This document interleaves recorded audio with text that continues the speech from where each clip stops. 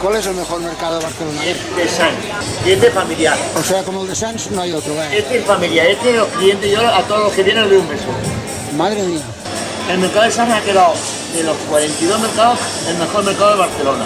El premio a nosotros, a nosotros. Los cabellos no. Yo no cojo el premio. Por atención a vosotros.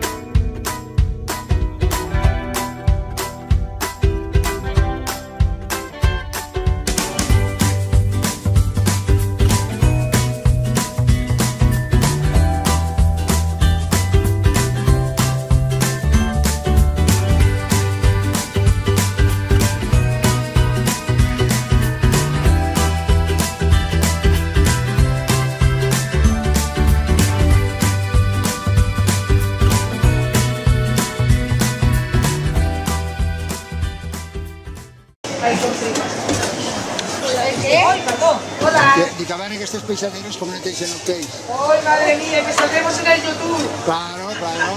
Pero saquen los guapas, ¿eh? Pero saquen Hombre. el lado bueno, ¿eh? Hombre, si sois guapas, Por favor, ¿eh? si sois guapas saldréis guapas. Ahí, ahí. Y como lo sois, Gracias, creo. no hay problema. ¿Quién es? Oh.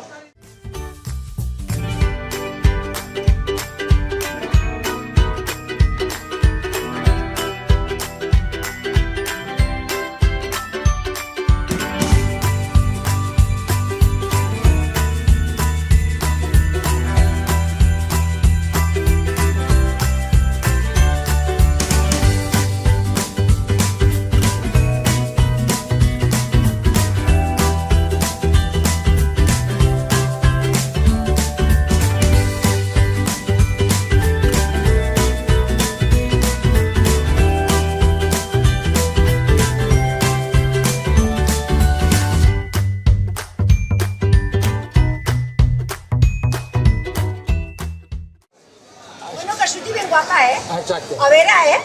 Escolta, és molt xulo, el mercat aquest és molt guapo.